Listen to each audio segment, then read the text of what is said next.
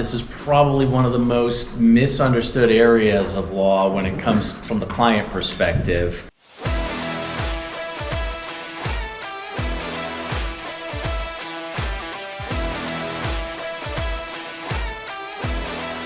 All right, well, welcome to special needs planning. How many of you have had the experience of clients walking in and saying, I need a special needs trust?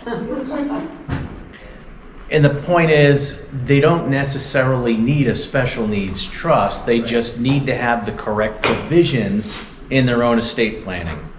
And that's just kind of an attitude that I've learned throughout the years. So, of course, I'm an estate planning attorney. I have all these years of experience, books and online stuff, but something that I don't typically put on the slides is I do an awful lot of volunteer work and have for many, many years.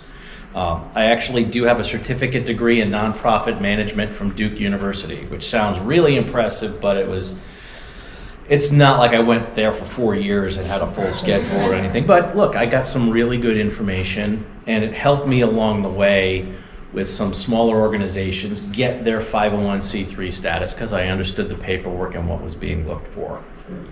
This is the lapel pin. It's probably the only one that I really wear around. It's the President's Call to Service Award through the Points of Light Foundation. It's for 4,000 hours of community service throughout a lifetime. And I've had that for years, so I've added to that total quite a bit.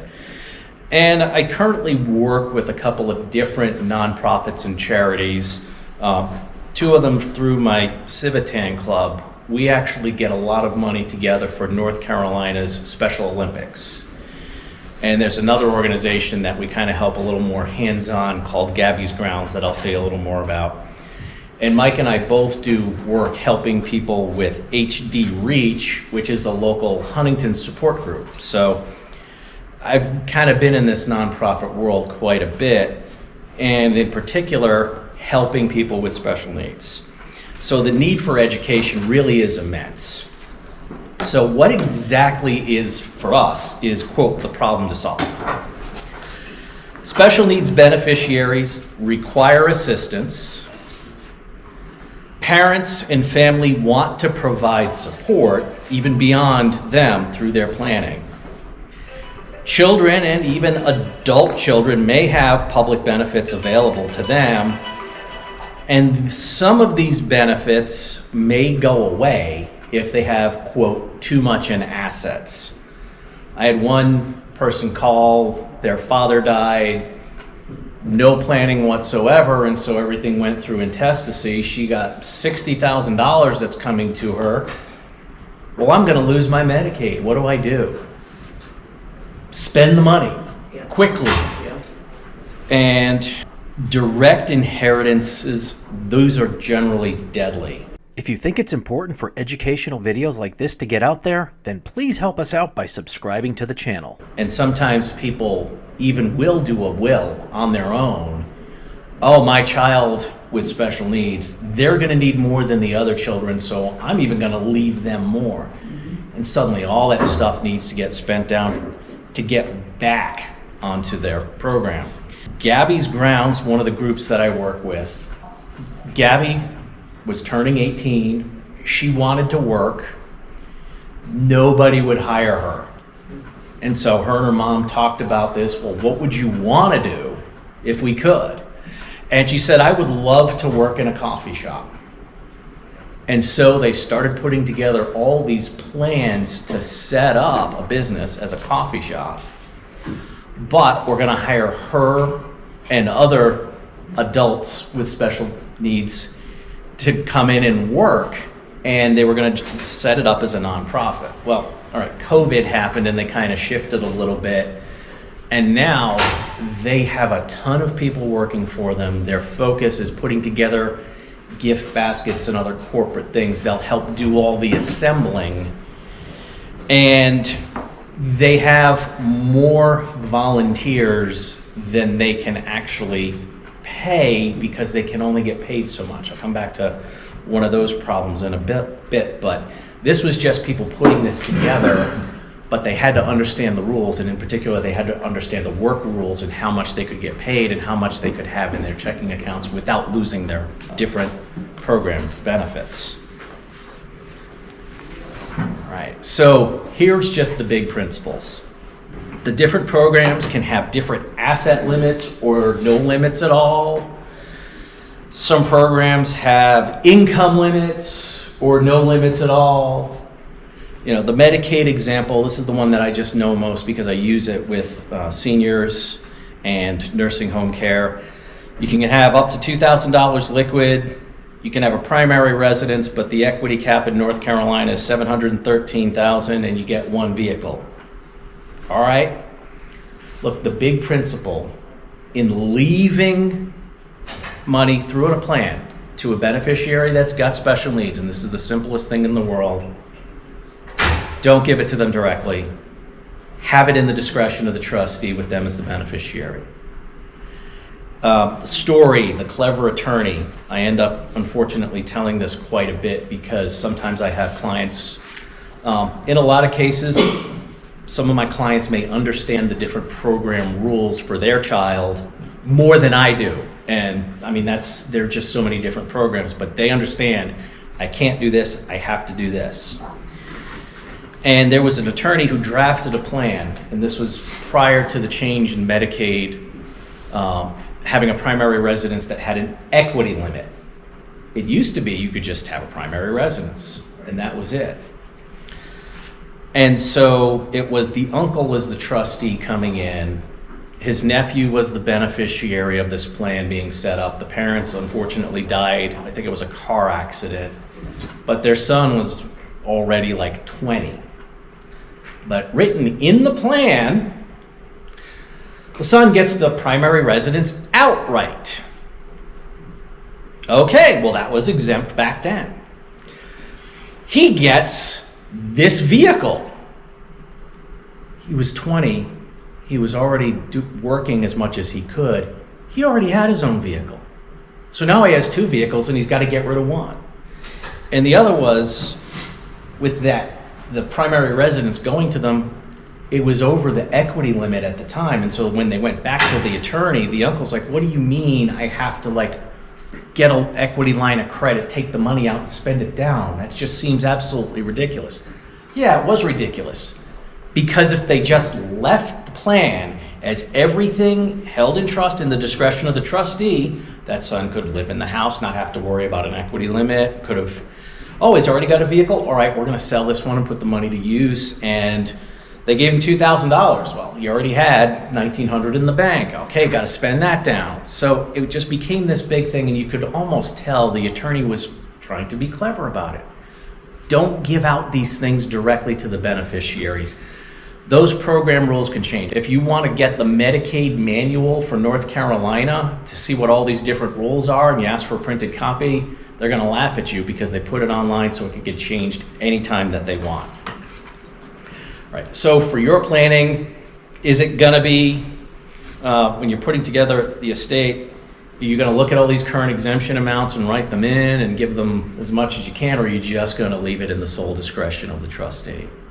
And it just makes sense to have everything in the discretion of the trustee. All right, so this is what I call the toolbox. I use this for Medicaid planning, but it also kind of makes sense just in general for planning for a special needs beneficiary. The big one, the one you're going to use the most often, is the revocable living trust. There's also that special needs trust. And again, my clients initially coming in, hey, I was told I need a special needs trust. They're talking about this kind of freestanding one, but a lot of them don't need it. An IRA trust, and I'll show you how that can work. A life insurance trust, an ILIT, and then a financial and health power of attorney for the special needs beneficiary. That's a really important one depending on the condition of the beneficiary that I think gets overlooked quite a bit. And I'll talk about a near disaster that we averted very simply. So with the revocable living trust, all the language to protect your beneficiary from losing their benefits is already written in. All the language that Medicaid and the other programs are specifically looking to make sure, oh, there's no way that the beneficiary can demand money to come out, because the second you've got that little in, they can demand something out of the trust, then all the program offices are going to say, yeah, you have to take that out now. And it leaves things vulnerable. So I tell people all the time, don't mess with that language. Just leave it exactly the way it is, because it's solid, it's tested, it works. Now, specifically turning on those provisions, when you're checking the box in the workbook, or like me, I'm still using the old program on a Windows XP computer to do the old RSP program, you're just designating that the beneficiary is a special needs beneficiary, and therefore all that language clicks in. So you just make sure you're calling out, yes, this specific beneficiary is classified as a disabled beneficiary, and therefore all of these terms and conditions apply. That's what's going to protect them if there's ever an examination of the trust. So, what does the beneficiary get, and what is most likely to not cause disharmony? Because I've had a lot of clients where there's maybe 3 kids, and there's one that has special needs. I've had clients look to, well, all right, we need more for this beneficiary. We're going to give half to the beneficiary with special needs. So it's a 50%, 25%, and 25%. I've found that actually causes a lot more disharmony, even though they understand, yeah, my sibling has special needs and that money's there for them. It can create some disharmony. However, stating this particular account or this life insurance policy proceeds going as a special distribution off the top and also being held in trust for that beneficiary, for whatever reason, doesn't bother them as much, because the core allocation still says it's equally done. So just a little bit of a practice tip, trying to keep a little bit of peace down the road for the kids. It might be better to do some kind of special distribution or designation of an account off the top. And life insurance, I'm going to get to how that can be a really good equalizer to make sure we're getting everything to the correct beneficiary. Now, one of the things that I also do from time to time, if there isn't if there is a beneficiary that isn't a special needs beneficiary, but the parents don't ever want anything to go to them directly, they want it in the discretion of the trustee for their entire lifetime, we're just going to treat them as a special needs beneficiary anyway. Turn on that language that is so solid, tested, and proved. And I'll add a little clause that whether they are actually or medically considered a disabled beneficiary, it's still going to apply. All right, so the special needs trust itself, that separate standalone special needs trust, what circumstances should we really be using that for?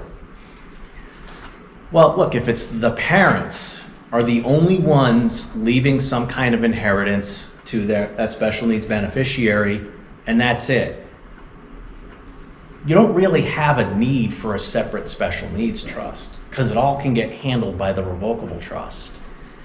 So the other key areas, if you have another family member outside, like the grandparents or aunts and uncles, or even the siblings, they want to, it's down the road, I want to provide for my sibling, but they don't want to just give the money to the parents and have it flow through their revocable trust. Well, okay, that's when you should be setting up a special needs trust, because others are going to either leave an inheritance to it or potentially start gifting into it. Now, one of the big things about the special needs trust, correct me if I'm wrong, it remains revocable until funded. So it can get changed and updated, but if you're going to have people gifting money in, it becomes irrevocable at that point, and therefore has to have its own taxpayer ID number and get accounted for. It can also kind of do double duty as an ILIT, So a technique, you can set up the special needs trust, have the trustee, which won't be the parents in this case, use the money to purchase life insurance in, and now they can start gifting the premiums. But what kind of problem can that potentially cause? Because ILETs need to have a crummy power. So in other words, the beneficiary has to disclaim and say, I can't have that. Just realize this, because they do look for this in the different offices, the Medicaid offices particularly. If you exercise that crummy power, in other words, hey, I'm getting this money, but I'm refusing it, they're gonna deem it as if you accepted it. And therefore, that's money that you are, quote, responsible for spending down. They're gonna either make you take it, and it could blow up this whole thing. So, it's just something to keep in mind. And again, when there's an unbalanced estate, gifting or using the life insurance this way, well, I suppose you could do it that way, but it just seems so much easier doing it through your revocable living trust and designating some assets off the top. All right, I'm kind of moving along pretty quickly. Any questions out there? Yes? So with the revocable living trust, let's say a beneficiary later on in life becomes special needs, that language is still able to kind of like trigger on by itself, right? Yeah, at that time, there has to be the evaluation that states, yeah, they're considered a disabled beneficiary, and then those provisions automatically kick in. Sure. And in fact, a very good question. I had some clients, these tragedies for whatever seem to come in clustered or even just two at a time. 2 widows, completely different clients, completely different families. One adult son got into a car accident. The airbag didn't deploy. He hit his head on the steering wheel, and he had brain damage because of that. He was disabled.